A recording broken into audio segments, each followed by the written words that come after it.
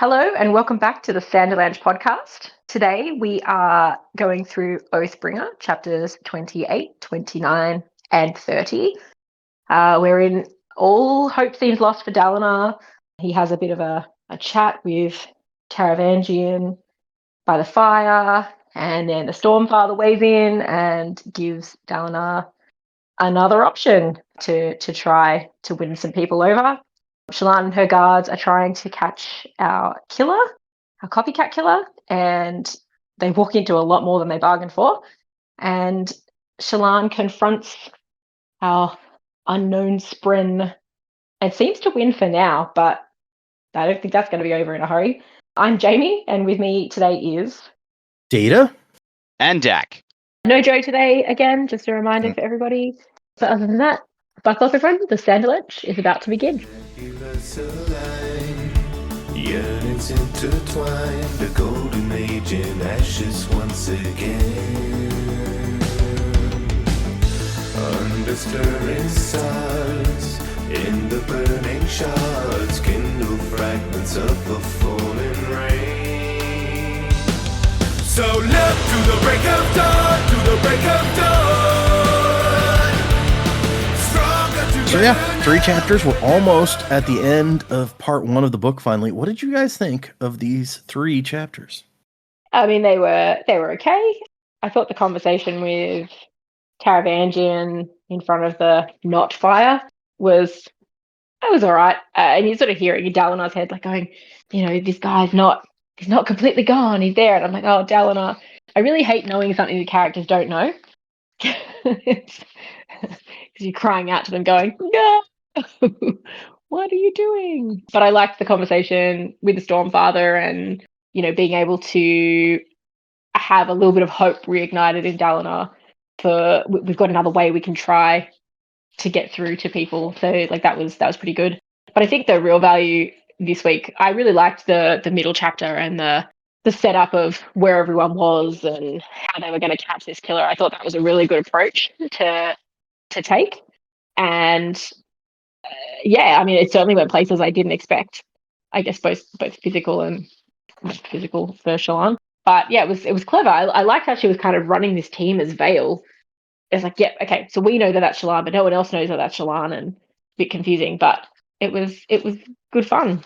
Our mother of lies, race something, was not at all what I expected to come out of that, and I'm still very interested to see where that goes. We seem to have, gotten over it for now, but obviously this will come back. Got a couple of new mysteries in there. The Pillar of Gems, that'll be fun. Yeah, good chapters. Still really liking the story where it's going. Really heating up at the end of part 1, so I'm sure some stuff will go down this week. Yeah, for everyone listening, we had a discussion before we were recording about how exactly do you pronounce the name of this new thing that we've met. And Jamie listened to the audiobook, so she had maybe an idea of how it was supposed to be, but we'll try our best on that. If we decide that the name is Ra's al Ghul, I'm sorry. These things happen. But you're really on target about things took an unexpected direction, because I don't think anyone saw exactly what happened coming. I mean, I who am I to speak to that? I guess you guys would be the ones to say. Did anyone see anything like this coming? Certainly wasn't in my predictions, no. I think I might have said idly at one point earlier in the show, it's like, maybe it's one of the Unmade doing something, but I definitely didn't expect it to come to a head so soon. It's true. It did happen quicker than you might have expected, yeah. Mm. And I also like how you point out, like Shallan is working as Vale. With this may be the first time that she's met people as Vale that she also knows as Shallan. And so I feel like it must be hard to keep track at some point. It would be for me anyway. It's absolutely not correct, because it's not at all how it's spelled. But in my head, I always pronounce it Ray Shepnir or Ree Shepnir, and that doesn't make any sense. There's not an N in there, but that's just what is in my head for some reason. It's really bugging me now. I'm going to try and figure out, maybe while Dak's talking, if I can get the pronunciation. I googled it because I was curious when we were talking about it earlier, and according to the 17th shard, let's see here, it is Rayshafir. No, wait, that's not right. That's how that person says that they pronounced it. According to Google's AI, it's Reshefir, but I don't trust Google AI. So Yeah, straight away that tells me, well, that's not how you pronounce it then. yeah, Stupid right. AI. See, Ray Shafir sounds right. Like, I feel like that is ringing Ray Shafir, something like that. Rayshafir. According I can see to, that. Michael Kramer, who I assume has spoken to Brandon about how things should be pronounced. One would hope, yeah. Sorry, no, it wasn't Michael Kramer. It was Oh, was it Kate Redding? Yeah. reading. Yeah. So who knows? We may say it a bunch of different ways. I assume that people at home who read it as opposed to listen to the audiobook have the exact same problem because that's a weird ass name. So you guys can all feel the pain probably. As opposed to the audiobook people who are like, I mean, it's easy. It's Rayshafir or whatever, but they probably have no idea how it's spelled, so it equals out. It's a really weird name for a really weird spren. I mean, yeah, weird as hell, right? So Yeah. it works, yeah. Yep. So yeah, these chapters, the Dalinar one, it's another one of these ones where this is interesting. I'm not sure if we're really furthering the plot until like the very last page of it all. So still sort of in setup mode, but none of it was ever uninteresting. We hear word from the other kingdoms again, just finally telling Dalinar, nah, bugger off, mate. We're not falling for this. And he chats to Taravangian, who's like, yeah, like Jamie said, it's really hard knowing what we know about him when the other characters don't, because we're looking for the double meaning in everything he's saying. We're looking for everything he does is pointed towards a certain plan, and we're looking to see how is what you're saying getting you to that point. It's got to be in some way. We saw it that one time we saw inside his head, and everything Seth said, Taravangian's mind worked. Just like, how does that fit in? What do I need to say to make this work? Oh, okay, that's where that falls. I need to do this in order to make it move. It's like Taravangian, when he's lucid, he's always on. So you have to imagine like there's always something going on in his mind to push his agenda with every movement he makes, everything he says. So yeah, it's just so easy to fall into that trap of like, okay, what are you up to this time? And then, yeah, it turns out once again, Stormfather is just like, I feel like you could have brought all this up a while ago. Oh, I can give the visions to anyone, like things that could have been brought to my attention yesterday. So, yeah, man. Look, I like Stormfather a lot, but man, he needs to open the fuck up. Like, there's no winning if he just keeps holding back info. And then yeah, we get the two Shallan, Vale, whatever chapters, and this did not go at all where I was expecting. I'm like, Shallan's looking for the murderer, going to find more clue. Oh, okay, she's actually following the murderer this time. Okay, that's interesting. Oh, hey, we're bringing backup. This is kind of cool. And then we get down there, and I'm like, what the fuck is this? Yeah, whatever. It just seemed to turn very abruptly. It's like, all right, we're chasing the murderer, we're going to confront the spren, and they turn the corner.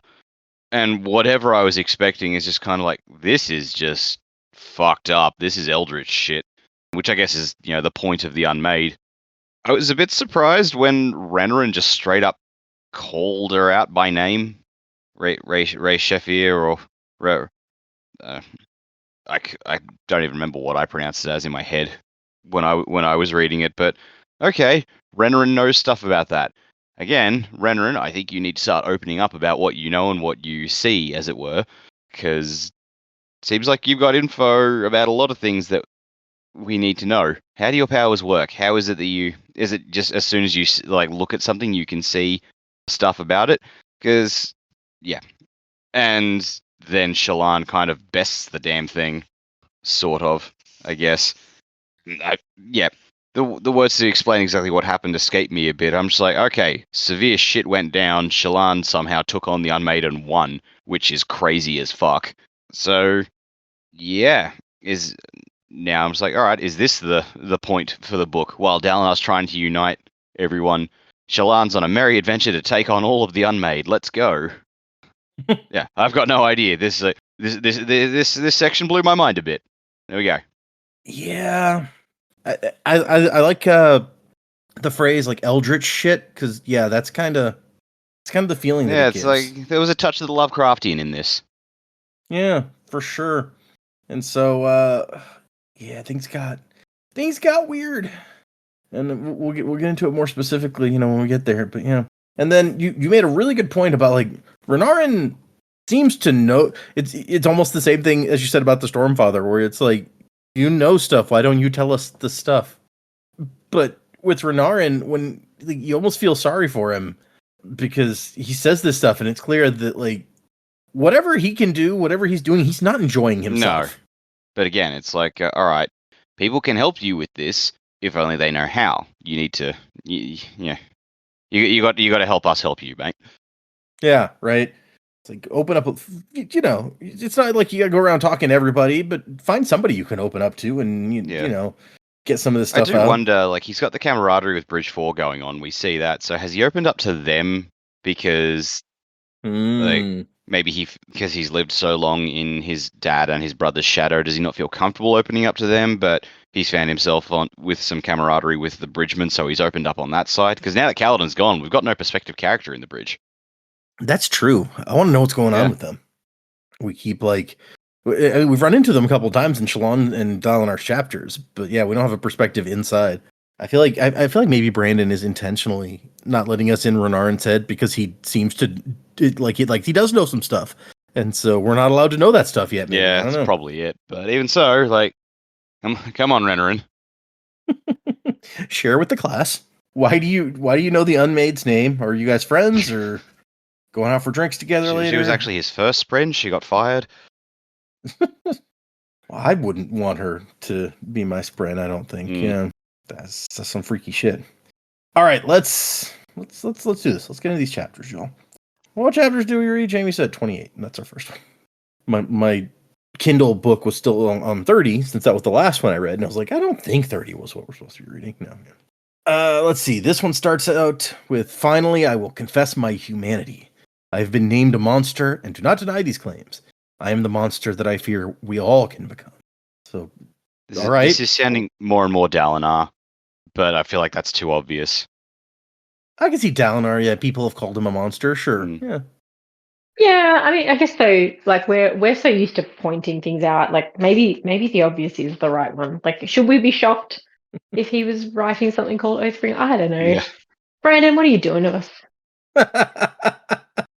What are you doing, man? So we start out with Teshev reading the latest message from Azir. And they're like, yeah, so we're going to seal off this Oathgate and then destroy it. Sorry about that. I know that's not what you wanted, but know the Prime of Azir considers you fondly and looks forward to a mutually beneficial trade agreement. All right. But a magic portal into the center of our city is too severe a danger. I honestly don't blame them for not necessarily wanting that. Like, especially with Alethi on the other end. It makes perfect sense. And hey, like you wanted a final answer, you got a final answer. There you go. Yeah. And Dalinar's not happy about it, but what can you do? And he's like, well, we still got Thelana and Queen Fen. Let's talk to her. And we find out kind of as they're waiting that he has gotten a report from Shalon about the Spren doing copycat murders. And he's like, I mean, could that seriously be a thing? Spren killing people? Once again, hey, Stormfather, is this a thing that can happen? Yes.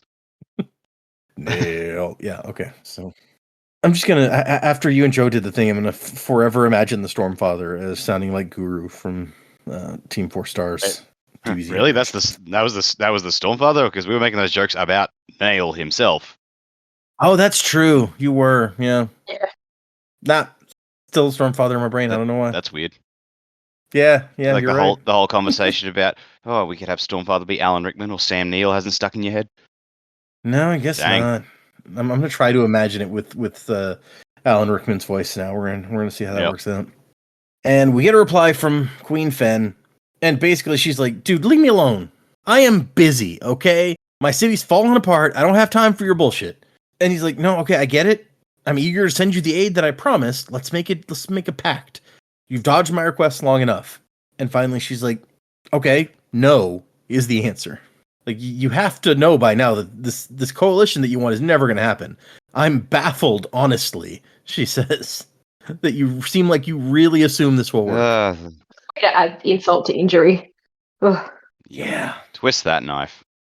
And she's like, surely you see, a queen would have to be either stupid or desperate to let an Alethi army into the center of her city. I'm not going to be the one who finally lets Thelana fall to you people. And on the off chance that you're sincere, I'm sorry. I like that she throws that out there. She's like, I mean, if you're being honest, then I'm sorry, man, but I can't take that chance. You always say that. I want to take a chance. They're getting no's on all fronts today, and it's not great. Dalinar is like very discouraged, and he's like, look, I need to go off and think for a bit. Like, what do I do now? But he doesn't have much time to think just yet, because Lynn, the messenger, who we've met a couple times before, she shows up and she's like, oh, Bridge 4 needs you. Yeah, they didn't say why. This is one of those. This character is showing up a lot in minor parts at the start of this book. I'm like, all right, what are you being set up for? You've got some big part to play coming up. I can feel it. Yeah, it does feel like she's being built in for something, huh? Are you a Taravangian plant? What are you? I think the first time we met her was when she asks Shallan, like, hey, you're like a Radiant, right? But you're a girl? Like, how does that work? Now I'm curious. I want to go back to the previous book. Did we meet Lynn back in Words of Radiance? Well, it's like, when did we meet her versus when did we learn her name? Because if she might have been in Words of Radiance just as like the scribe or whatever. Oh, hey, here we go. We did, in fact, meet her towards the end of Words of Radiance for the first time. As the whole army is heading out onto the plateau, she's one of the scouts that's bringing back reports. Yeah, okay. It says, Lynn was a solid-looking woman with long black hair and keen eyes. And she says, Shim and Felt are scouting those plateaus over there, and Felt will be back soon. So, okay. So that was the first time we met her. So she's specifically Bridge 4's scribe? No, I don't think so. At that point, she was... Just someone in the army. Scouting for Dalinar's army. Like, she seems to be like dedicated to Bridge 4 at this point. She shows up to do the Bridge 4 stuff, mostly. Yeah. Wonder how she got in there. Going for a position with Bridge 4, maybe? I don't know. I mean, now Dax got me thinking, if she's a Taravangian plant, maybe she would want to get into Bridge 4. He does have a bone to pick with that crew. I mean, even if he didn't, like, that's how important these guys are, Kaladin especially. So, having somebody on the inside would probably be very useful. But Lynn leads him to the section where Sadeas was killed, and we find Leighton and Pete, the bridge from Bridge 4, and they're like, oh, hey, we found something over here. Come check it out. And they noticed it because if you look up, there's a line in the stone leading from the window right near where Sadeas was killed all the way down. And Dalinar's like, huh. What could gouge cut in a rock wall like that? It almost looks like. And then you look down into these planter boxes, and there's the hilt of a shard blade. And obviously, as we know, it is Oathbringer. It's like, the killer must have dropped it out that window. And it landed all here. Those theories of like someone finding it and doing nefarious deeds with it. Wasted, I say. It's true. Yeah, so much could have happened, and it just sat outside the window in a planter box. How long's it been? A few weeks? I don't know, actually, how long it's been. It can't have been. It's been at least a few days. I don't know how long. Like at most, it could have been. I mean, there's been a whole lot of murdering going on. I imagine it's got to be at least 2 weeks. But there's a moment where the Stormfather's like, "Hey, you said you weren't going to carry a shard blade." Or a dead blade, he calls it. And Dalinar's like, dude, chill. I'm not going to bond it. I'm just holding it. And then he asks, like, well, this one doesn't scream as loudly as others. Why? And the Stormfather's answer to me is really interesting. It remembers your oath. It remembers the day you won it, and better, the day you gave it up. It hates you, but less than it hates others. So the fact that, like, the dead Spren can feel any way about the people holding it is an interesting new bit of information. Yeah, once again, it's like a dead Spren does not necessarily mean what we think of as dead. Mm-hmm. I mean, the screaming alone should be a good indicator of that. I don't want to hear dead people screaming. Yeah, that sounds really not fun. Yeah, that'd be intense. And so Dalinar takes the blade and just starts carrying it all the way through the tower, getting a lot of odd looks, like, why is that guy just walking around with the shard blade out? Gets to the Sadeas section of the tower, walks right into where Iolai and Amaram are hanging out, She's still on her like throne chair, and Dalinar just like puts the shard blade on the floor and turns around to leave. And I was like, "Hey, wait, what's this for? What's this in exchange for?" She says, "No," and he's like, "No exchange. It's yours. My guards found it. The killer threw it out the window, so here it is." And she looks at him and he goes, "I didn't kill him, Ialai." And she says, "I realize that. You don't have the bite left in you to do something like that." Which really, do you need to like make the digs all the time? They're just from this like that school of thought. It's like you offer as many concessions as you like, you try and meet them halfway as much as you like, and they will just never come to common ground with you. Mm. And then we have Amaram, and Dalinar's like, "I'm gonna see you in judgment someday once this is done." And Amaram's like, "Yeah, I mean, I said you could." And Dalinar's like, "Well, I mean, I can't trust you." And Amaram, just proving what a like piece of shit he is like, "Hey, I stand by what I was forced to do." Yeah. The arrival of the Voidbringers proves that I was right. Oh, this bit, look, we already hated Amaram, but I was not happy when I read this bit.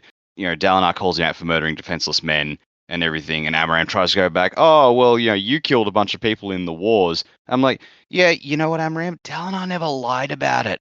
He never tried to cover it up. Good point. Yep. Like you can say, "Oh, I did the right thing as much as possible." Okay, so why'd you hide it then, you jerk? Yeah. Fair point. Yeah, it is. It's a weird comparison to make at all when it's like Amaram like tricked men who were loyal to him into like giving him something valuable and then killed them so that they wouldn't snitch on him. And he's trying to be like, "Well, you fought in wars and killed lots of people." It's like, okay, well, those are two completely different things. Even the Alethi understand it's like, in a war, you kill the enemy. That has nothing to do with killing like your loyal men. Yeah, even Sadis was like, "No assassins." Yeah. Until he then started using assassins. Yeah, well, the mighty fall. But in the last Dalinar flashback we saw, he did in fact kill some of his own men. Not like intentionally, exactly, but he totally did. Very different circumstances, though. Yeah. Like, I'm not saying what Dalinar did was good. I think we've already covered that it was not good. For sure. But yeah, like Jack said, he didn't lie about it, and he wasn't doing it to get something. Like, yes, it was the thrill and it's the glory and all that sort of stuff, but he wasn't doing it to get something or cover up something. Like, he almost got there, you know, with Gavilar, but he's never quite. He was able to stop himself and become a better person. Yeah, like Dalinar's wasn't premeditated. Also true. Amaram really was, yeah. And after Dalinar did it, when he came back to like his senses, he's like, "Oh my gosh, like take care of these guys and their families, okay?" As opposed to Amaram, who's just like, "Nah, I'm gonna say that like they tried to desert, and so we had to kill them." Or no, he actually what he said was like "Oh yeah, they switched sides and attacked me with the shard bearer, so we killed them." And Kaladin, I'm gonna say that you, the guy who saved my life, like you didn't join them, but you didn't try to stop them either, and that's why you're gonna be a slave. Like, this does seem very different. And Amaram ends this thing by being like, "I respect you greatly, Bright Lord. Your life has been one of grand accomplishment, and you've spent it seeking the good of Alethkar. But you, and take this with the respect I intend, are a hypocrite." And, yeah. And this actually, it really gets Dalinar. It's as if he just had a sword rammed through his gut. He leaves, and he goes back to his rooms, and he tells the bridgeman, like, "Go away, I need to be on my own for a while." And then he finds out he's not on his own because Taravangian is sitting like in his room, sitting next to it's not a fire, it's a big ruby, a heating fabrial. We've seen those before. How annoying when you're like, "I just need a moment by myself. I just need some time." And you come in and your visitor's there. It's like, you said he could use it. You're not going to kick him out. But man, I really needed some time on my own. Yeah. But at least, you know, like Taravangian doesn't say anything for a while. They just they just kind of sit there for a bit and stare at the not really a fire. And then, you know, they broach conversation a little bit with just talking about the heating fabrial. Like, it's not quite like a fire. It's got some upsides, some downsides to it. Yeah, your clothes don't stink like smoke afterwards. Yeah, that's got to help, right? Taravangian says, Dalinar Kholin, how do you know what is right? He says, "You've denied the Almighty." And no, I'm not decrying you as a heretic. I don't care. I've questioned the existence of the deity myself. And Dalinar tries to be like, well, look, I think there is a god. I feel like there has to be a god somewhere. And Taravangian's like, is it not our duty as kings to ask the questions that make the minds and souls of other men cringe? And this is when Dalinar starts thinking, oh, like, yeah, there's still some of the old Taravangian in there. And Dalinar tries to explain, it's like, look, I felt something out there. The Almighty, Honor, wasn't a god, just like a powerful creature, but that doesn't mean there's not a god out there somewhere. And when Taravangian keeps pushing, like, how do you decide what's right? Like, if you don't believe in the Almighty as God giving these instructions through Vorinism about what's right, then how do you know? Which, if you'll remember, way back in the first book, is the same thing he asked Yasna. Was like, if you don't believe in God, then how do you decide what's right and wrong? And Yasna had like a ready to go answer. Like, she's dealt with this question before. Dalinar, on the other hand, starts quoting, just like directly quoting a story from the Way of Kings. And for a second, Taravangian's like, what? Because he's just like, on my 60th day, I passed through a town whose name shall remain unspoken. And Taravangian's like, wait, what's going on? And Dalinar has to be like, oh, it's a quote from a book about a king, like, on a journey to Ethereum.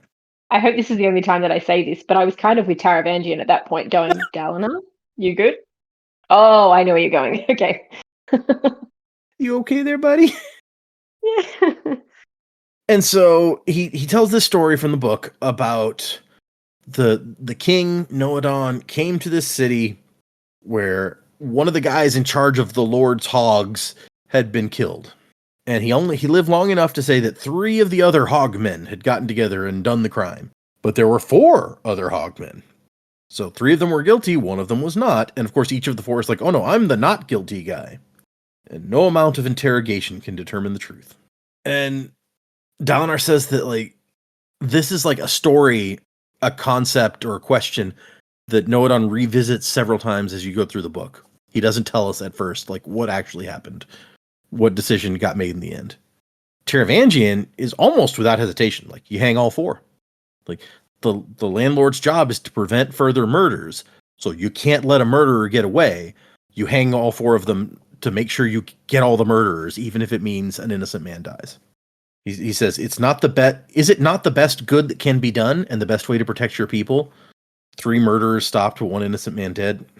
This is very much in line with what we know about Taravangian. You know, he's willing to let some people die for the good of the many. Like, you got to remember, in his head, he thinks he's doing the right thing.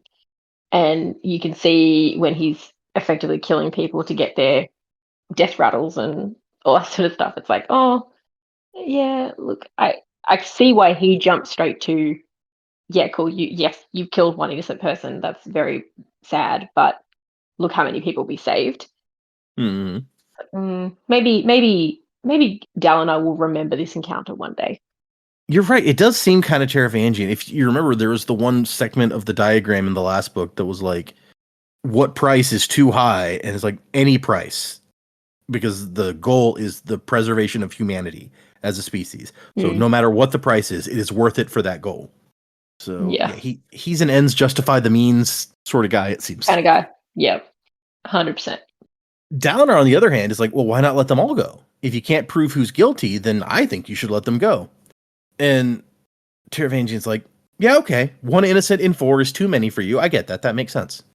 So he's open to other concepts, other solutions. And Dalinar says, no, any innocent is too many. And Taravangian's like, I mean, you say that, but the laws aren't perfect, and our knowledge is imperfect. So no matter what, the laws will claim innocent men. Like, we try our best to stop it, but it will happen here and there. And Dalinar's like, well, I hate that. And Taravangian's like, well, yeah, me too. But it's not a matter of morality. It's a matter of thresholds. How many guilty may be punished before you accept 1 innocent casualty? 1,000, 10,000, 100? In his mind, all that matters in the end is, have you done more good than evil? If so, the law is doing its job. So I must hang all 4 men, and I would weep every night for having done it, he says. And Dalinar's like, holy crap, this guy is... I'm still not understanding him. He's not slow at all. He's just soft-spoken. He likes to consider before he commits to something. Yeah, don't get too attached there, Dalinar.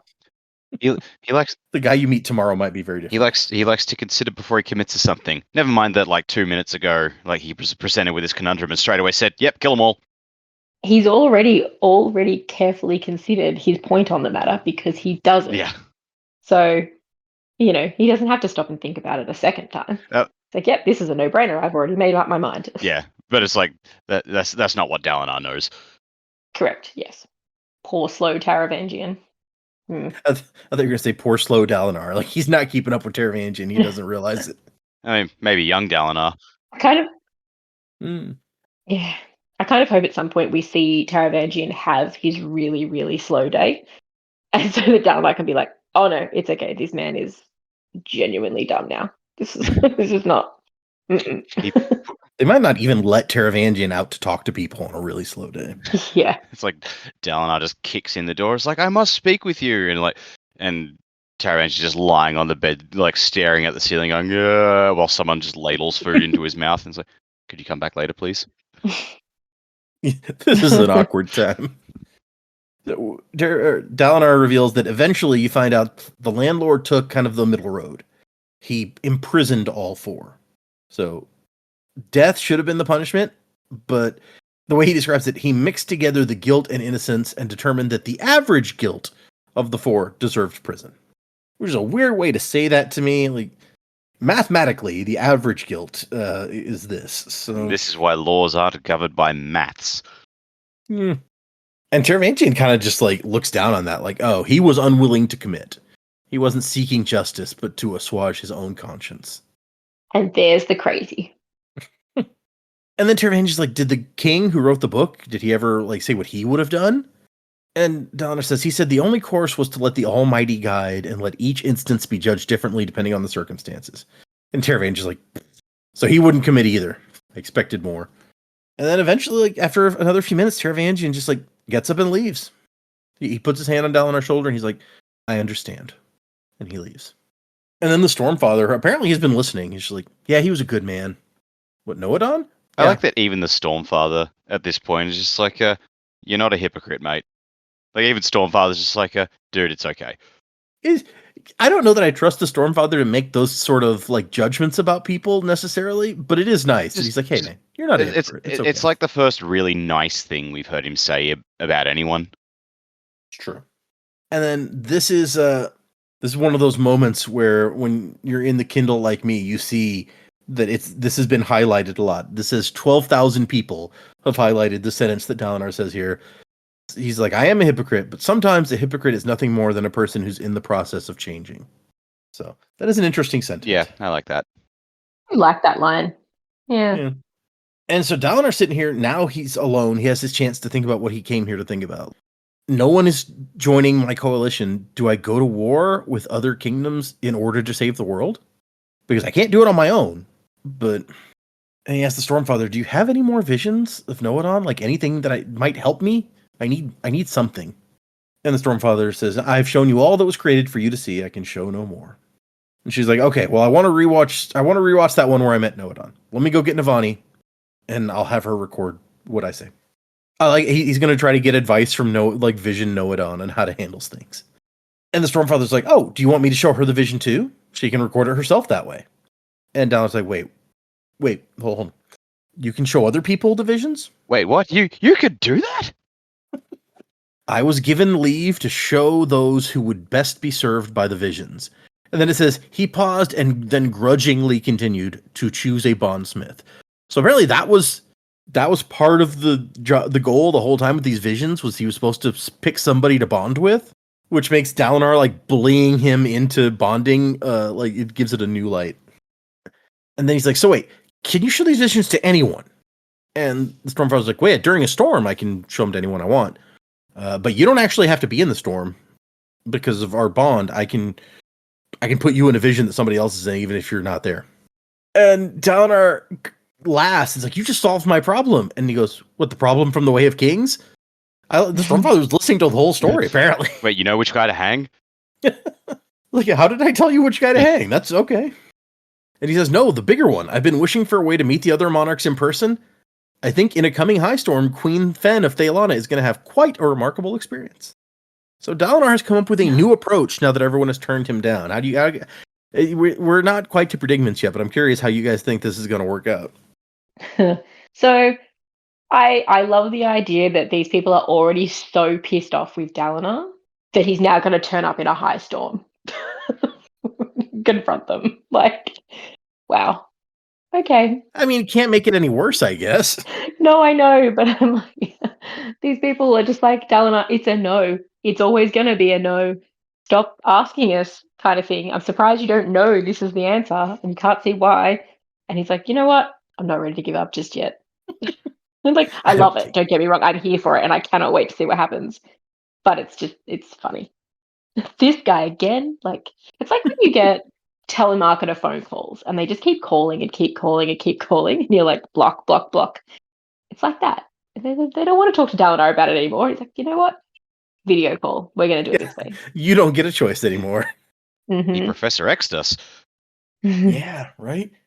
Okay, related to that, and I guess I didn't wait for Dak to say if he thinks it's going to work, but just while we're on the topic also, we've seen a bunch of these visions. Probably not all of them, because he's had a bunch of visions.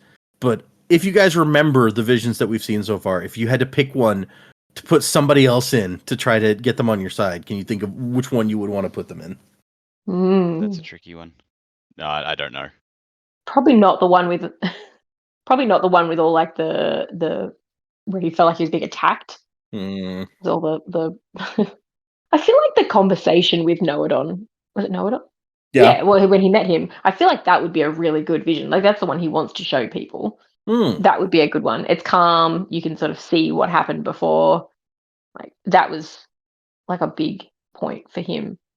That's true. Of course, he already had like this bro crush on Noadon from having read that book a bunch. So true. Yeah. How meaningful it would be for somebody else, I don't know. But it's not a bad one because part of that vision is like Noadon's like, look, we've lost like 2/3 of all the people in the kingdoms have been killed. That's kind of a big to show how bad the desolation could be. Yeah, that wouldn't be a bad choice. All right, I'm sorry I stopped you before you got a chance, Dak. What do you think? Is it going to be effective to put someone in these visions? I honestly have no idea. I was just trying to make the Professor X joke, but fair. Yeah, no, like whatever happens, it's going to be fun. So I can't wait to see that. Is he gonna try and access everyone through the storm, or is he just gonna do one monarch at a time? Because like if the storms come fairly infrequently, I mean, I guess he's got the storm weather so he can tell when they're gonna come. It's like, hey, can you just whip up another one for me? But yeah, no, I guess that would be my question. Are you gonna focus on? He says he's gonna focus on Queen Fen, but like, is he gonna talk to the Azish as well? To Gorks? Yeah, I don't know. So okay. Speaking, I don't know that we've ever had a good handle on how often high storms happen. Well, I mean, and so now I'm going to try to look. We know it's irregular because they've got a whole set of there's a whole industry like dedicated to trying to predict them. For sure, yeah. And we know there's that one like 4-week period where you usually don't have a high storm. We know that much. Yep. But like, is it like every few weeks? Is it every? So hold on. According to the wiki, like you say, it is variable. You got to try to predict on what day and when, even on that day, you're going to have a high storm. But it's once every few days is what it says, which is not super specific or useful, but I guess you can't be too specific when we're talking about this thing that's inconsistent. So, yeah, I mean, he could get a few of those done if he wanted, if it's every few days. Maybe. Yeah. Like if they're that frequent, it's like, oh, you can't just focus on one. If you have to wait a few weeks in between, it's like, all right, group call. So I like your point. It's like whatever it's going to be, it'll be fun. Which I wonder. We get to speculate on what Joe's going to think since he's gone for several weeks. But the politics thing is the one thing that he's repeatedly been like. I hope this whole book isn't like Dalinar trying to do politics. And now we find out that Dalinar's new approach to politics is going to be like kidnap people into magical visions. So I wonder if that changes Joe's view of the political wrangling. Political mass hallucinations. What? Say what? All right. That was the end of chapter 28. Chapter 29 is No Backing Down. And the epigraph is, so sit back, read, or listen to someone who has passed between realms. Which, once again, speaks, like, we don't know many people who've passed between realms. That feels like a Yasna thing, but maybe Shalon. I guess Shalon has also done that. I was gonna say maybe Shalon does it later, or Dalinar does it later, or whoever else we were guessing. But Shalon has.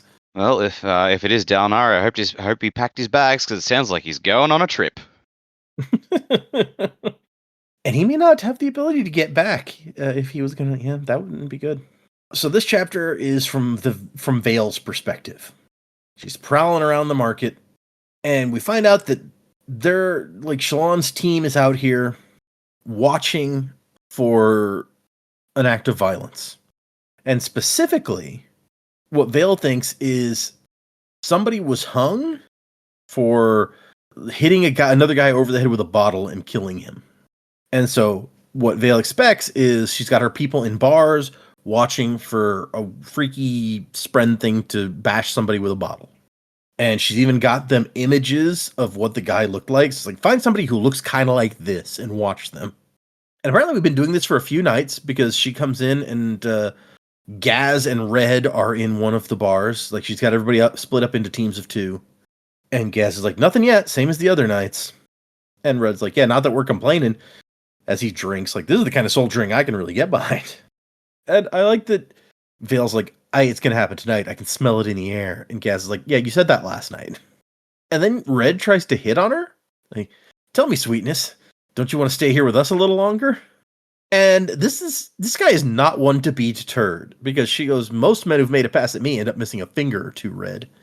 And he says, I'd still have plenty left to satisfy you, I promise. And she's like, does like a double take and then laughs, and she's like, okay, that was a good line, actually. And he goes, thanks. So, and she's like, no, still not interested.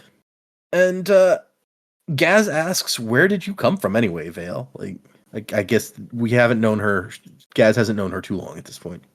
Shalon kind of sucked me up along the way, like a boat pulling flotsam in its wake. And then Red has a little soliloquy about, like, yeah, she does that, huh?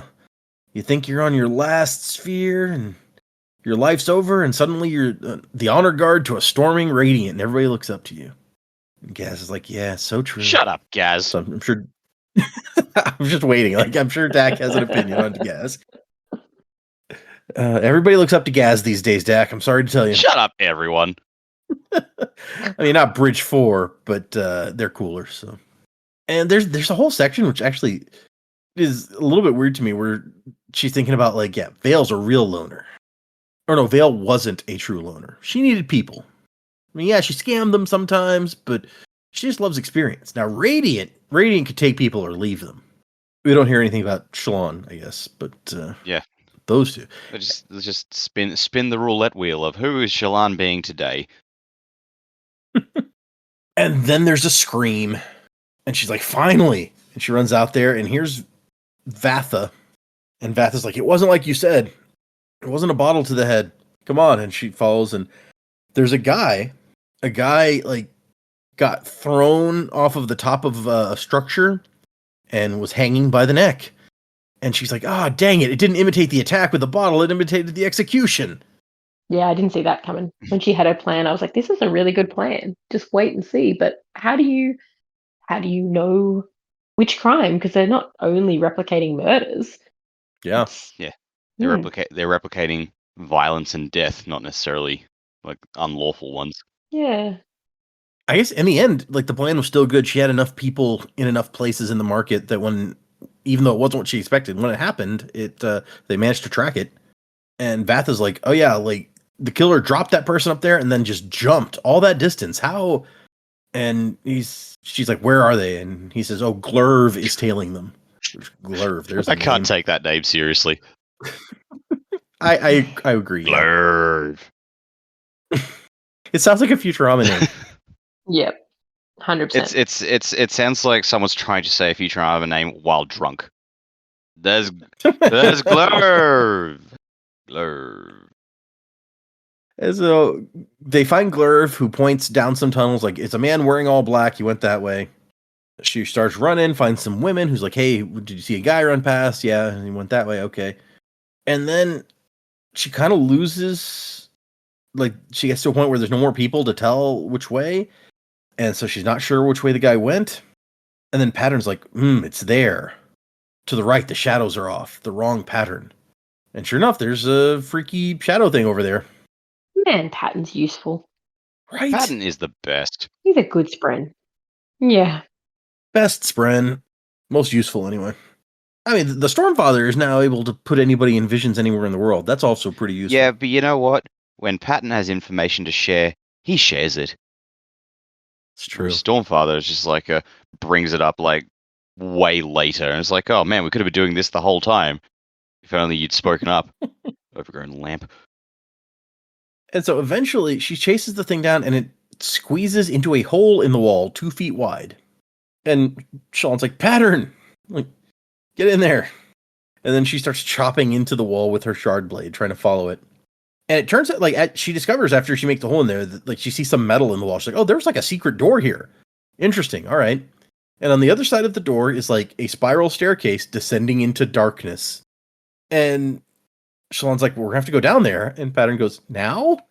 And she says, she nods, but it's like, first, you go get Adolin and tell him to bring some soldiers.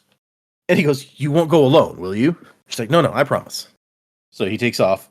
And she realizes she's wearing Vale's clothes. So, like, she can't let Adolin see her like that. So she takes off the coat and hat and hides them, and then, like, creates a new illusion of Shallan over the Vale clothes. She's gonna have to go back for Vale stuff later. Yeah, right? Or buy new ones, I guess. I don't know. And then there's what I think is a really odd little section where it's like, Shallan was innocent, lively, quick with the quip, even when nobody wanted to hear it, earnest, but overeager. Yeah, she could be that person. And then she thinks, well, that's you. That's the real you, right? So why do you have to paint that face over another one? Yeah. This is troubling to me. I'm worried about Shallan. Yeah, agreed.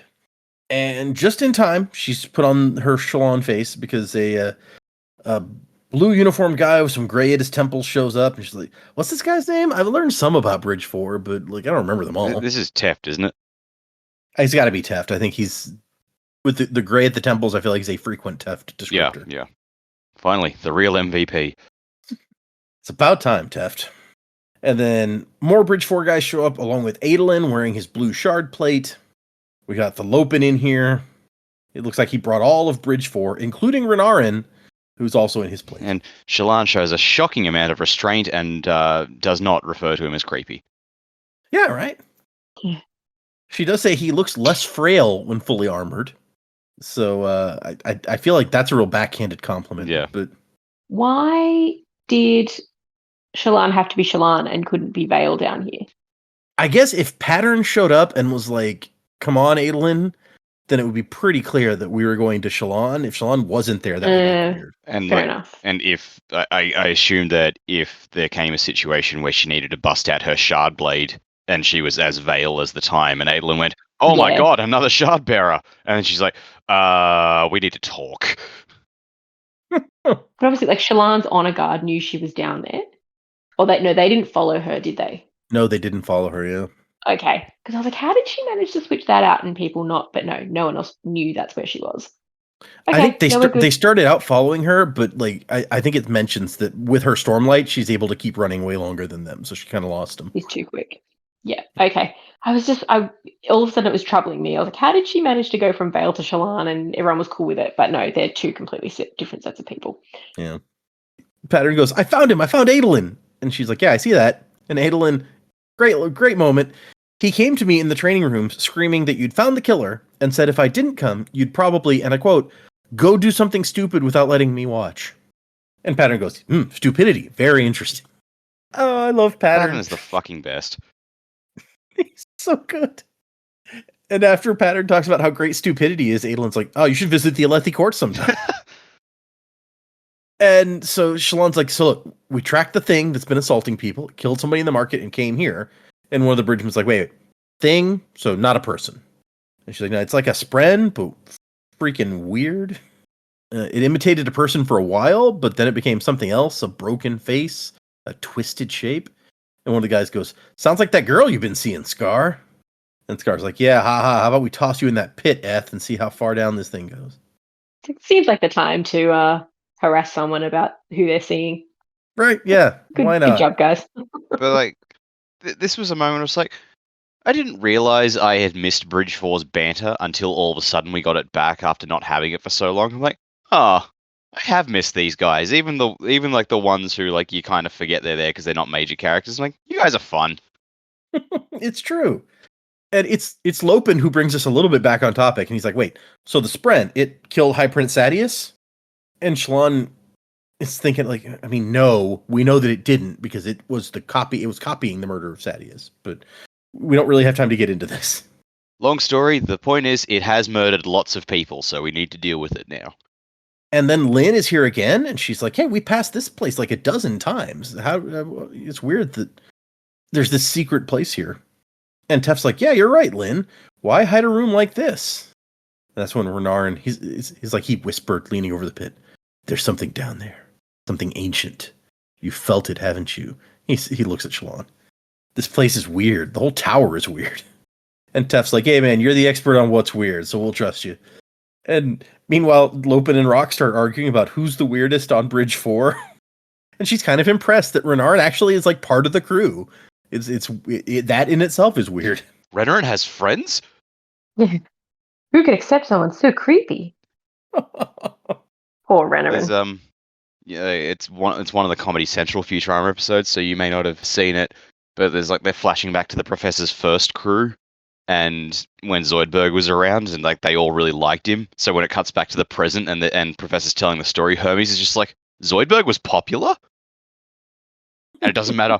I feel like I do remember that. It doesn't matter what part of the story the Professor tells, because it's fairly in depth, and like all this shit went down, and it just cuts back to Hermes going, Zoidberg was popular. To be fair, Hermes is the main one who hates Zoidberg. True. Not that he's popular exactly, but I feel like we get more description of some of these bridgemen from Shallan than we have in the past, because it's like one of the men, a handsome, muscled fellow with arms that seem too long for his body, is like, I assume we're heading down into this awful crypt of terror, and it turns out that's Drahe. Drahe has long arms. That's I guess that's an unusual qualifier, but I'll take it. Yeah, it's something. Now Drahe is using his arms as a skipping rope. He has dislocated shoulders to do it. It's very kind of freaky. Oh, ow! Just the picture of that is painful. The Stretch Armstrong thing. So they decide, how Adolin kind of gets everybody into a formation, and we're going to go down these stairs. We're going to figure out what's down there. And Tef tells Lynn, I want you to draw us a map.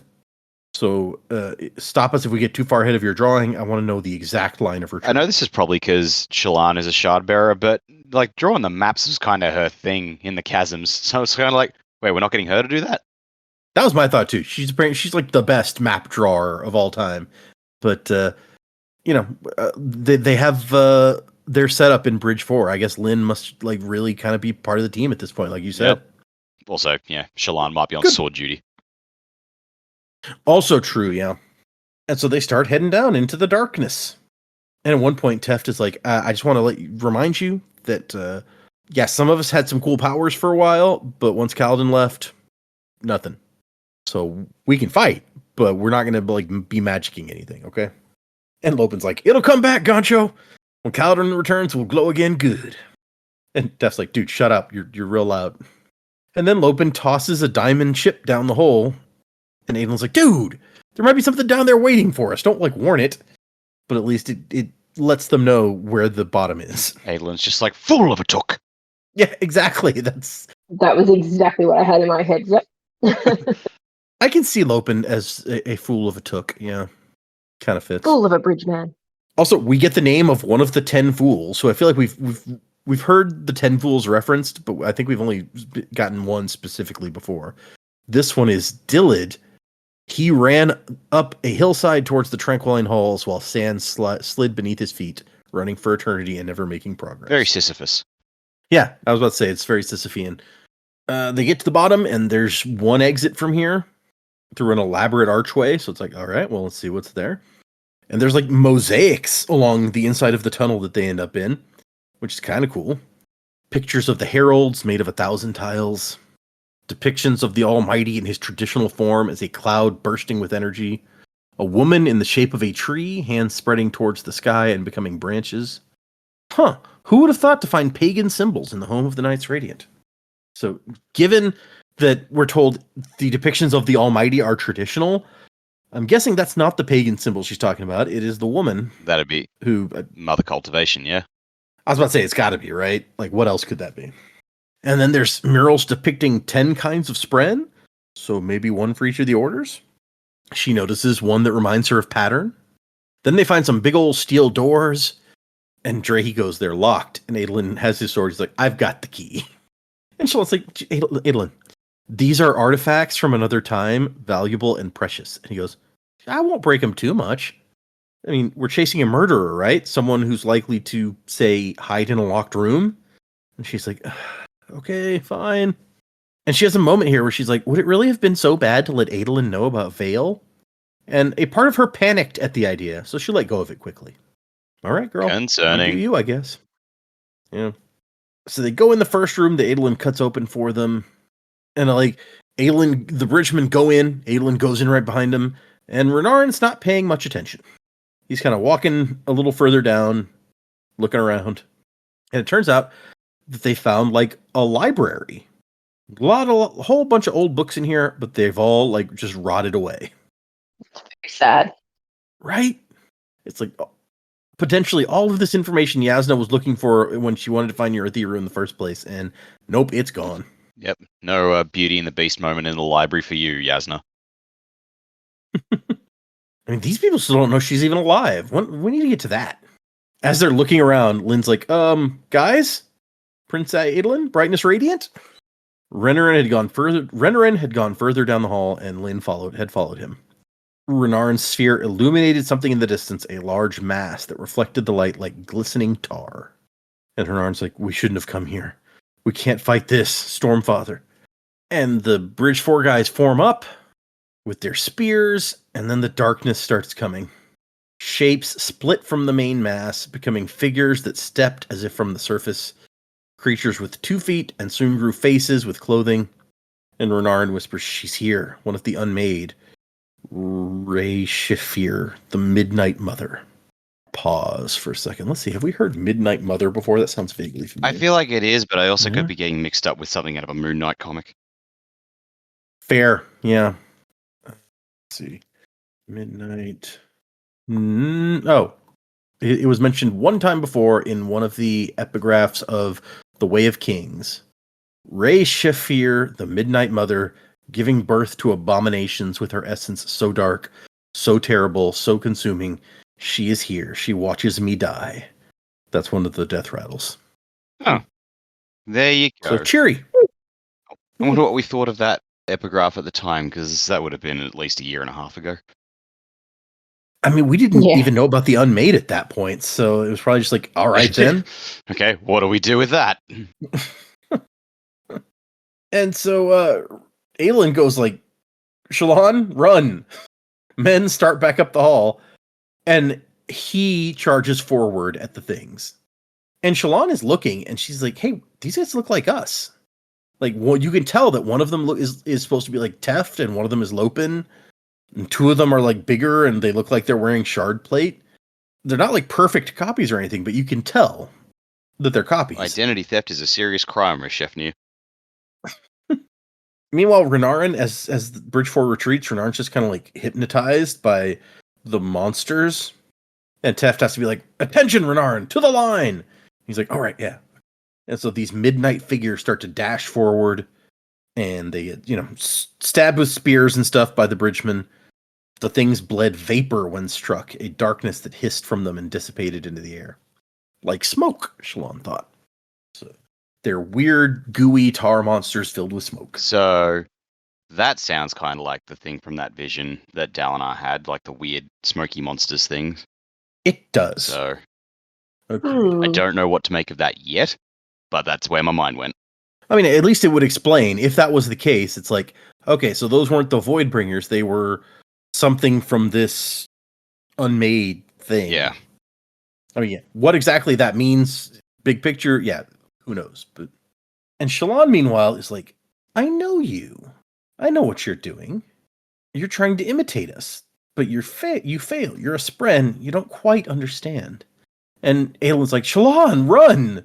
And she's like, no. And she kind of just walks up. She finds one that's like a copy of Navani, but Drahe stabs it through the face, so it's a Navani with a big hole in the face, black smoke escaping. Which was interesting, because at first I was like, does this thing have to see it to copy it? Like, be with it to copy it? Yeah. But then not necessarily. Explains how it could copy Vale imperfectly, and has obviously seen what Vale did to the Horn-Eater, but has seen Navani to be able to replicate it. That's a bit terrifying, because Navani's not there. Yeah. Well, and you bring up a good point, because, like, we didn't see any freaky black things in the middle of that room when Shallan stabbed that guy in the hand. So how is she seeing these things? Well, I imagine she could just become another figure at that point, just be someone there. Maybe. Mm. Okay, so Shallan gets the impression that this thing could have just, like, destroyed them all, but the Midnight Mother wanted to learn. She wanted to fight with spears. If that was so, however, she was growing impatient. The newer figures were increasingly more distorted, more bestial. And Shallan goes, your imitation is pathetic. Here, let me show you how it's done. And she light weaves up a bunch of people. Just like everyone she's drawn lately, she just starts popping up. That was cool. Way to piss off the already angry Midnight Mother, Shallan. She's like, you suck. Hold on, let me show you. Mm. Yeah, that seems unnecessary a little bit, but... And it, like, the creatures don't seem to know that these things are fake, at least at first. And it kind of holds them off for a second when a whole army of people just appears all of a sudden. But then they start forming up again from the blackness, and it says, like beasts, featureless blobs with teeth sprouting from slit mouths. Which, that sounds freaking horrifying. And Aelin's like, how are you doing this? Why are they afraid? And Shallan's response is, has someone with a knife, not knowing who you were, ever tried to threaten you? And he's like, yeah, I just summoned my shard blade. And Shallan goes, yeah, it's like that. All right, girl. I don't know that was the best simile, but at least not the most clear one. And so Aelin's like, I'm sorry, Shallan says, so we have to choose. Are we going to retreat or attack? While the Midnight Beasts are a little bit off-put. And Aelin's like, well, I don't know. What do you think? And she says, I don't know. This creature, she's been watching me. She's changed how I see the tower. I feel like I understand her, a connection I cannot explain. That can't be a good thing, right? Can we even trust what I think? Which is, okay, very helpful. And so they decide to push forward. He's like, Bridgman, you ready to give it another go? We'll last longer than you will, Goncho, even with your fancy armor. And so she says, clear the way for me to the middle. I need to be close enough to touch it. And so that's what they do. They go in, start fighting again. Now the monsters are just, like, not even close to human. Claws and teeth attacking Adolin and his shard plate. And, like, in a way that may actually be effective. She thinks they know how to face men like that. And then she weaves up a bunch of versions of herself. Just a bunch of different Shallans. Even Vale pops up in there. And she walks up to the thing and touches it. And that's the end of the chapter. We could have left it there. That would have been a mean place to stop for the week, I feel like. Yes. But the third chapter is real short, so is the epigraph. It just says, listen to the words of a fool. Yeah, this is where I'm just like, okay, this is not Shallan. You don't think Shallan would call herself that? Nope. Okay. Nope. Yeah, I can see that. So Shallan, like, connects to this thing somehow. It's real unclear what exactly is happening here. And it's described as, like, they're both opening to each other. They can both understand each other in this moment. And even Pattern is here in her head. Like, she fears us. Why does she fear us? This thing was ancient, created long ago as a splinter of the soul of something even more terrible. Rey Shafir had been ordered to sow chaos, spawning horrors to confuse and destroy men. Over time, she'd slowly become intrigued by the things she murdered. And Shallan pushes forward to try to attack, quote, because it's like a psychic attack. She drew up Stormlight and pushed herself further into Rey Shafir's essence. The creature trembled, and Shallan saw the reason for its fear. It had been trapped. The event had happened recently in the Spren's reckoning, though Shallan had the impression it had in fact been centuries upon centuries. Rey Shafir was terrified of it happening again. The imprisonment had been unexpected, presumed impossible, and it had been done by a Lightweaver like Shallan, who understood the creature. So at some point, another Lightweaver managed to trap this thing somehow, and it does not want that to happen again. And so Shallan uses that to give it the impression that she can do that thing. And Ray Shafir ain't having that, so it leaves, essentially. Determined to get as far from Shallan as it could.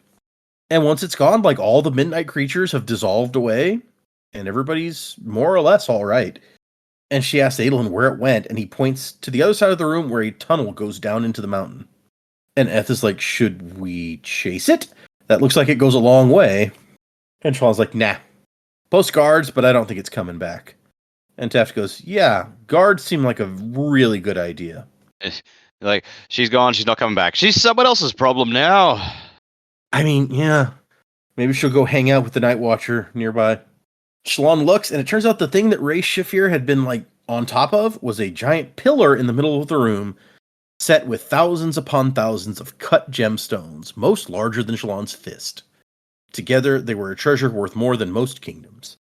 So yeah, guards. Very, Good call. Very Dragon's Horde-esque.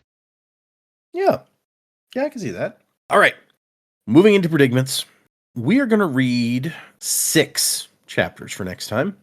This will take us through the end of part 1, through the interludes, and then into the beginning of part 2. So let me go through the chapter titles and things. So chapter 31 is Demands of the Storm. Chapter 32 is Company. And then we get interludes 1, 2, and 3. Interlude 1 is called Puuli, Puuli. Interlude 2 is called Elista, Ellista. Elista. Interlude 3 is called The Rhythm of the Lost. And then finally, chapter 33, the beginning of part 2, is called A Lecture. And because we're going into part 2, I will give you guys, as we usually do, the prospective characters listed for part 2. So it says Shallan, Yasna, Dalinar, and Bridge 4. Huh. So do with any of that what you will. Where are we going? That's a broad list of shit. Anyone could be in Bridge 4. What? Okay. Right? So you said Bridge 4, right? Yeah. That's, exciting though. Oh, and Yasna, here for that. 100%, yep. About bloody time. Without flipping ahead, do the interludes list character names as they have in the past? Because, I mean, that one that does, where you didn't give us the character who read it out, but it says the rhythm of something, so I'm guessing that's got to be a listener. Yeah, the first 2 definitely seem to be the names of the characters, but the Rhythm of the Lost doesn't specify. But the page that says interludes has normally had names. Oh! Because I mean, Eshonai's chapters, I think, hadn't had titles as well, but this is the interlude section, still had her name there in the last book. You're right. I completely forgot that the interlude also has those names. So yes, the interludes page does say Puuli, Elista, and Venli. Hey! Cool. We get confirmation of what the Parshendi are up to. Yeah. Okay, well, in terms of the interludes, I don't know what to expect there, but it would be nice to see what they're up to. It sounds like we will probably get Venli's interludes maybe throughout the book. Because if the others are named, if it was a one-off point of view, I think it would just be her name. But yeah, in terms of what's going to happen there, not really any idea. I feel like we're probably going to hit the climax of the part 1. Unless we probably hit it already, unless something really crazy happens in the next chapter or 2. Demands of the Storm. I kind of hope we start to see Dalinar's plan come into effect. But otherwise, no idea. Coming out of one part into another part, like zero clue. I'm usually on the wrong page about what's going to happen anyway. Long term, I hope Dalinar's plan works and you get some more people on side, especially because Taravangian does not really want that to happen, I think. So it would be good to get some other characters on side. And Shallan, I'm really worried about Shallan and now the mother of lies, this interaction and what that will do to her. I think we're going to, in the next part, maybe continue to see... Was she listed as a perspective character? Hold on. I think she was, but let me look again. Yes, Shallan is the first one on the list. Yeah, okay. I was like, I'd be surprised if she wasn't. She's pretty major. That's true. I mean, Kaladin's not listed, but also Kaladin could be just part of Bridge 4. So Yeah, I don't think we'll see Kaladin's perspective unless he reunites with Bridge 4. And I'm not sure. I feel like he's kind of been out of it for a little bit. I expect Kaladin to maybe be out of it a little bit longer. Shallan, I think we'll see a bit more of this spiral for her. I'm really worried about what this will do for with all his personalities and things. But I hope we get to see a bit more of her and Adolin. You know, we have obviously come quite a significant step in terms of the crime, that the copycat crime. This seems to have resolved that aspect of it, but they're still going to have to investigate who killed Sadius. So where that investigation takes them, who knows? And I guess it's probably pivotal to get to what does Rashafir see, what are they duplicating, what clues in that will potentially lead to Adolin or not. You know, if they're replicating they've replicated what happened, but how much of that is part of public record? Like no one else was there, but did they see it happen from inside the vents or something? Yeah, I'm curious as to how this will come into it, but I don't know. I think it's probably too early for them to resolve Sadius's murder. I think I've liked seeing Iolai sort of pop up. I think she's going to be scary, terrifying, exactly like what I thought. But obviously, my earlier prediction of she's involved in the copycat killing is not a thing. But I do think that she's going to present, like between her and Amaram, a pretty scary front for our protagonist at some point in the book. But yeah, that's just kind of thoughts where we're going. Really, I don't have anything overall in terms of prediction. yeah, Iolai's definitely got potential, right? Like she's the sneaky one, was the sneaky one of that pair. So now that she's kind of presumably like she's taking the lead in this relationship with Amaram. He's the high prince, but like she's still the one sitting in the throne. So yeah, like she could be scary for sure. I agree with you. Oh, like what is she gonna do though? Like she's not in a position of a lot of power up here in the tower. Like Dalinar has mostly unified the Alethi behind him, but I don't know. She might be able to do something. I think too. I mean, she's got her own investigation going into Sadius's death. What would she find that the others can't find? Like, it's not like there's other witnesses and stuff. Like, I don't think that necessarily they're in danger of having Iolai expose Adolin. However, what could happen once Adolin was found out? I think that would be the scary bit there, because she absolutely would have a leg to stand on. Like, she doesn't think Dalinar did it, and I don't think she thinks at the moment that someone close to Dalinar would have done it. But once it came out that someone close to Dalinar did it, what does that do for her? Like, people siding with her and people going against Dalinar. And that's just something that he would not need. Like, Dalinar would have to take some pretty serious action against Adolin for that to be considered resolved. But I don't think Iolai would be happy with that.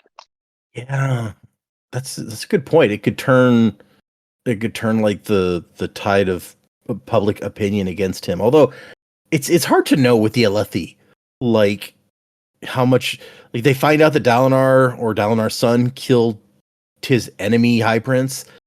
Do the Alethi go, "Oh, foul! Like that's messed up," or do they go, "No, yeah, that's about right.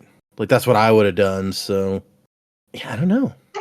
It'll be the political piece, I think, that will be bad there. Yeah, I think you're right.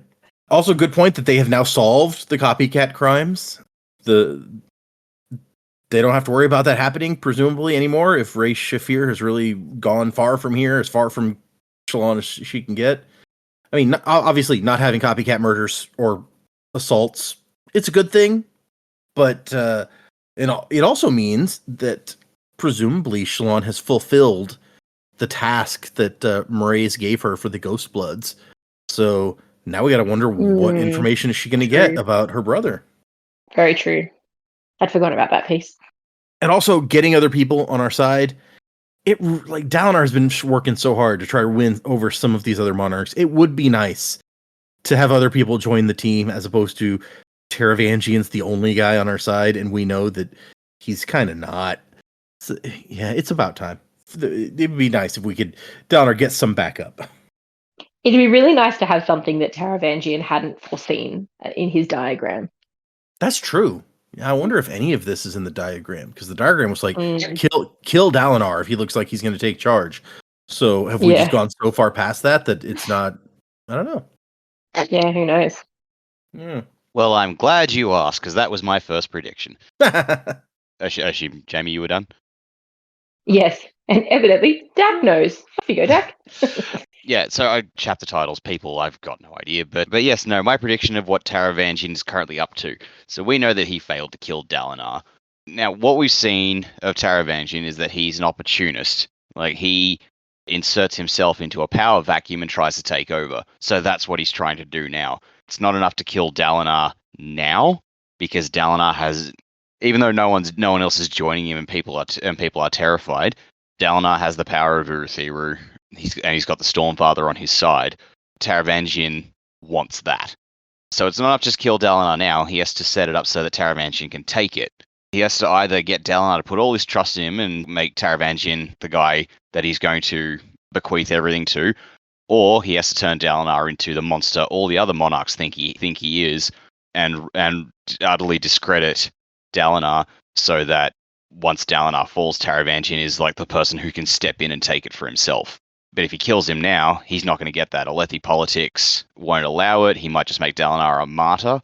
So he has to, he has to wait for his moment to get rid of Dalinar, because he has to take the power that Dalinar has amassed.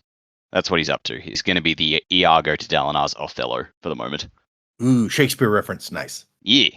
So that was the first of my things. I've got that and another big swing for this week.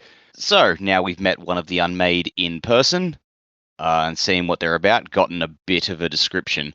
What I think, so the Unmade, Shallan described Midnight Mother here as pieces of something far greater and worse. So I think that, it's not a reach to say the Unmade are then pieces of odium. I think that they are the pieces that broke off when he was fighting Honor and Cultivation, and I think that's why odium is stuck on Roshar and can't leave. He has to get them back, and he can't do that himself for whatever reason. Oh, okay. So, which I think just makes a nice parallel. Like, Dalinar's on one side getting the whole unite them spiel, and maybe Odium's champion is somewhere getting the same message, but rather than unite the nations, Odium wants the champion to unite the Unmade and bring them all together. Like, Taravangian was keeping tabs on the whereabouts of the Unmade, so he's keeping an eye on, if they're starting to link up, that means a champion of Odium has been chosen and is starting to put them all together. And then when Dalinar or Kaladin or whoever has to fight Odium's champion, that champion is going to have the full strength of the Unmade behind them. Ooh. We don't know that much about what the strength of the Unmade would entail. We know this one definitely has some power, and we've been told that I think the death rattles come from one of them or something. I don't know how helpful that would be in a champion fight, but okay, this is an interesting possibility. Well, yeah, maybe the death rattles, again, with what little we know of Renarin, it sounds as though it might be a corrupted copy of Renarin's power to see things. In the same way that Midnight Mothers is like a corrupted copy of Shallan's power to create things. So yeah, there's 9 of them as opposed to the 10 that Roshar is all about. So that's kind of an X factor. I don't know what to make of that yet. But yeah, the 9 shadows, the Unmade, they all sound like they've got something to do with a corrupted version of the Surge bindings. No idea what the hell the one who makes the thrill is about, what that's meant to be a copy of, but we still don't really know much of what the Surge binders themselves can do. So true, yeah. We haven't even met some of the orders yet, so no. Yeah, who knows? That's a good point. I love this idea that, because you're right, it says that she's like a piece basically broken off of something bigger and more horrifying or whatever than she is.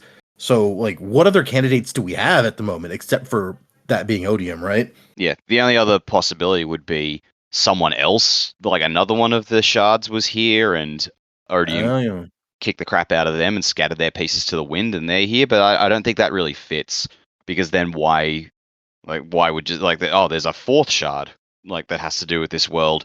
Chris never mentioned that, and Chris seems to have a tab on like the shards, like in her essays and who's where.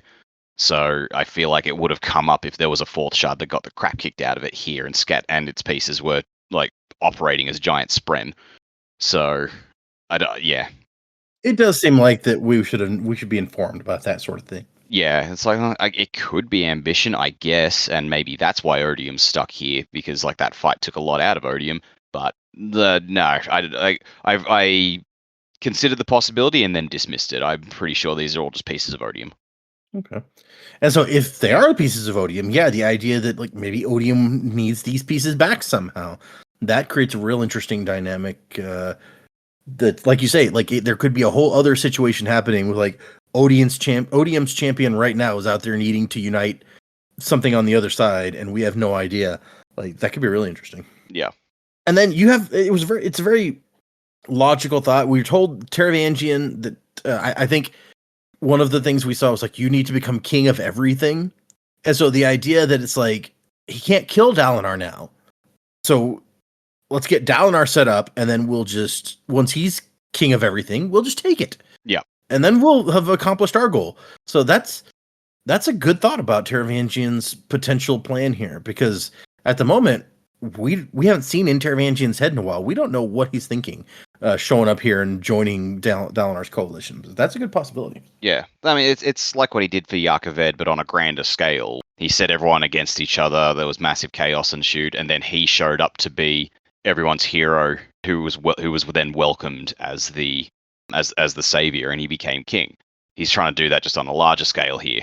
Set up the dominoes so that Dalinar will fall somehow, and then Taravangian's like the other king who was there, the king who listened, the king who cared, and he can just take over from there. I guess that would be like, yeah, you're right. That would be very similar to the way that he already arranged things previously. So, yeah, okay, that makes a lot of sense. All right, let's do a couple emails. We got a bunch today, and then we'll keep saving our new patrons. I don't even know if we have any new patrons this week. If we do, we will continue to save them for when Joe comes back. Let's see what we got here. This one's from Jamie, not our spelled completely different Jamie. Yeah, I didn't email in. I was like, why would you? One of these days, I'm going to pull up an email, and it is going to be from one of you three, and it's going to be very confusing for everyone. I'm just thinking I might do it and just be like, hello, it's me. Or I'm going to email in. That would be good. Let me read my own email. This one is titled Episode 239, which was, we read chapters 18 through 20 on that one. So it was like 3 episodes ago, something like that. It says, "Hi, Data. I know you can't read this aloud just yet, but WTF, Joe?" And then in quotes, "Oh, maybe there's a Urithiru Spren killing people like a copycat?" Paraphrased. "Well, that's not 100% what's going on. He's so damn close, I literally said out loud, how does he do this?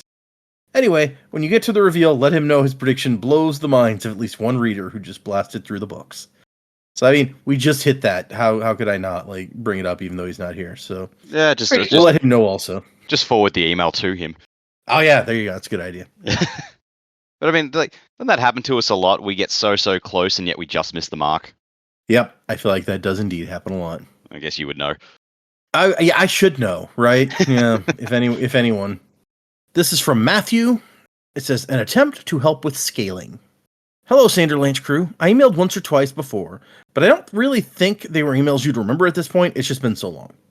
In your Oathbringer episode for chapters 21 through 24, I noticed that some of you mentioned that Elantris was a whole city, but Urithiru is a tower. I wanted to hopefully put some size in perspective for you. I don't think any of this is really a spoiler, since it's just about the size of the place, nothing about its origins or mysteries or anything. Urithiru is massive, like far bigger than any structure on Earth. It has 10 semicircular tiers, getting smaller as they go up. Each tier has 18 floors for a total of 180 levels. It is estimated at being around 2,700 feet tall at about 15 foot per story. But that's us doing the math, not someone in universe. Each of the tiers has a large space that's supposed to be big enough to use to farm, though how they do that at this elevation on flat stone isn't really relevant to our current discussion. The newly growing market area is in one massive chamber big enough to house merchants from all of the war camps in one space, and still big enough that it has back alleys and multiple shady bars. Urithiru's lower tiers are very wide, and even as they get taller, they are still wide in diameter, though Brandon doesn't give us specific numbers. And square footage, lest a bunch of Cosmere fans try to build their own Urithiru in some mountain range or something. The whole tower is completely sheer on the east side from top to bottom, so it's not fully circular, but it is still huge. I've attached an image comparing it to the size of modern buildings, which I will share with you guys, so it gives you an idea of this scale. Copy that and into our chat, which is in this window. So there is Urithiru compared to stuff like the Burj Khalifa and the Great Pyramid of Giza and things like that. I feel like we talked about Urithiru was bigger than we were sort of giving it credit for, given the whole market situation. But I think the thing that tips me off is like, oh yeah, this is bigger than I thought, was the fact that there's 18 floors per tier. I don't think I knew that. That may be something that comes in somewhere else. I don't know if it said that yet. That may be I guess what you could call a spoiler, but I don't know that it's relevant enough to the. It's just the size of the place. I wouldn't call that a spoiler. Yeah, no, I wouldn't either. That's why I read it. So yeah. But yes, it is quite large. It looks like it's like 4 Great Pyramids across in width at the bottom level. That's pretty big. And maybe slightly taller than the Burj Khalifa, according to this picture. It's a chunky tower. So yeah, big old place.